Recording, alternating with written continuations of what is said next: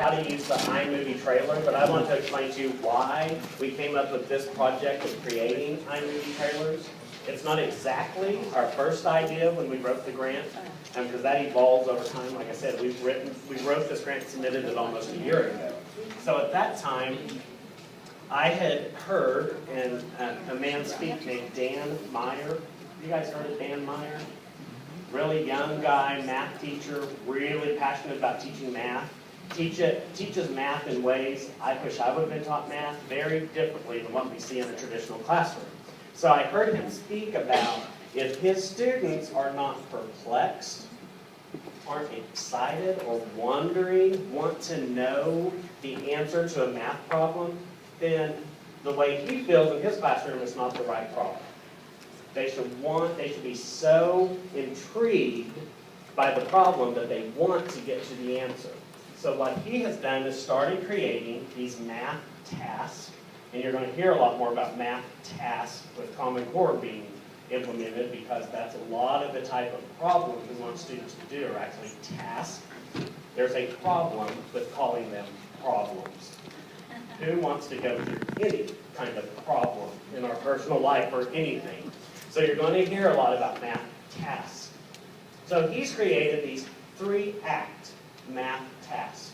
So when we were writing this, I told Debbie, I said, oh man, it would be awesome if we had Oklahoma math teachers creating these 3-act tasks for their own grade level that we could share across the state. Because the State Department had shared with me that whatever product each MSP grant creates, they're going to share them across the state. So whatever you create will be available for other teachers to use in their classroom.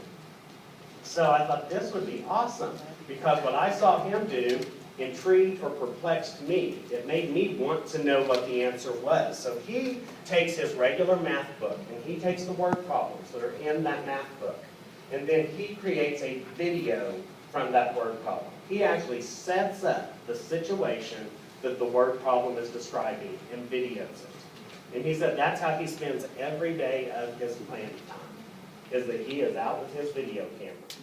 And in the evening at home, he's out. But I also will preface, he's not married and does not have children. Big difference. Okay, so I'm going to show you how to look at some of his math tasks that he's made available for you to use in your classroom. Thank God for people like this who aren't married and do not have children, because they can do these things for us. If you go to our website and you click or just scroll over the resources section, we have set up a page of Common Core resources for teachers to use. And the list is pretty overwhelming. There's a lot of stuff here, and I try to add to it as often as someone shares a new resource with me. I try to put it on here. And so as you scroll down, Debbie, I forget, my scroll is backwards, isn't it? Yours is, you know, it's my math side of me, which is all of me. Okay, if you go down, you'll see Dan's picture there. And it says Dan Meyer's 3-act math tasks. So I'm going to click on his picture and wait for our speedy internet to get to this page. What it is, it's a Google spreadsheet, and he has them all titled in one column, and then he has the Common Core standard and grade level that those tasks would be good to use with. So he's already done that work for you. So if you're teaching Common Core, standard, whatever, you can go to his list and find a video he's created that will help you with that.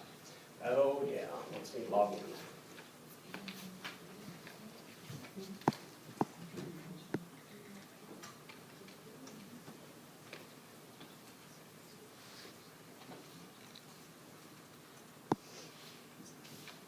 I would never want to remember that on Debbie's computer.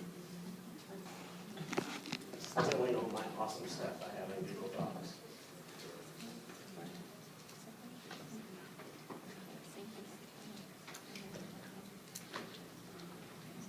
So apologize for the internet.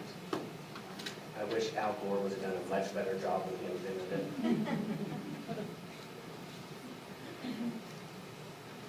Okay, finally. So here's the spreadsheet. As I scroll down, look how many tasks he's created. Boy, there's a lot of them. They do go down to, let's see, the lowest I see, I think there's some third grade ones. Yeah, there's third grade ones, a couple third grade ones, some algebra ones, geometry. And that's how you're going to tell what grade level it is. This column, the first number is the grade, and then like the G's are going to be for geometry class. So we have 7th, 8th. He's a middle school math teacher, so you're going to see mostly middle school stuff. But there's one called right here, taco cart, that I love. Taco cart. And I have it downloaded on my laptop. I should have used my laptop and wasn't thinking about it. I'm not going to take a lot of Debbie's time to show you. Yeah, internet's. I don't know what's doing. But when you, yeah, we can show them later. And when you get there, he set up a video showing on the beach, there's a taco cart. He and his friend went to this beach, there's a taco cart, and it's diagonal from where they're standing on the beach. And there's a paved road that leads to the taco cart, that they're out on the beach in the sand. So he wants to know, is it going to be quickest to walk to the taco cart all the way through the sand of the diagonal, or will it be quicker to walk one leg of sand and one leg of pavement? And so he shows the video from Google Earth of 2 people walking the 2 different routes, and then the kids estimate who's going to get there first. And then his act 2 is some of the information you need. Well, what's the distance of the diagonal? What's the distance of the 2 legs? So the kids can calculate the answer. Then the last video he does is the answer. So that's his 3 acts. Act 1 sets it up, gets them interested. So what we're doing with iMovie Trailer, we were going to have you create like these 3-act math tasks where you had to do 3 different videos, but then we attended a session about iMovie Trailers, and we were so blown away by what we saw this science teacher doing with his students that we're like, we're ditching that. These are great, but they're a lot more work. These iMovie Trailers are so simple, but the impact is amazing. So we want you to think of a topic that you teach that kids just don't like: permutations, combinations. But I hated teaching those. I didn't like trying to explain it. Something that you have trouble getting kids interested in knowing. Maybe something you have trouble getting yourself interested in teaching. And we want you to come up with a movie trailer that piques their interest. That gets them going, oh, that's pretty cool. I want to know more about that topic. So these movie trailers is going to be the hook that gets the kids wanting to know more about the information. Because honestly, that should be our goal. It should be the goal of homework. Homework should get the kids interested in learning more. We know it doesn't. 99% of the time, my homework never got the kids interested in knowing more. It was just a task I had them do. But we want these videos to be things you can use and all of us can share, that when we're getting ready to introduce permutations, maybe Mindy made a really cool video about permutations and how they're used somewhere or whatever. It can be science as well. I only speak math, I'm sorry. But it can be science. And there's a guy that's done some of these videos for science also, and I have not added him to our website yet, but I will find that link by the Summer Institute and have that up so that you can see some examples of science type videos. And he has those available for you to use too. So Debbie's going to teach you how to use iMovie.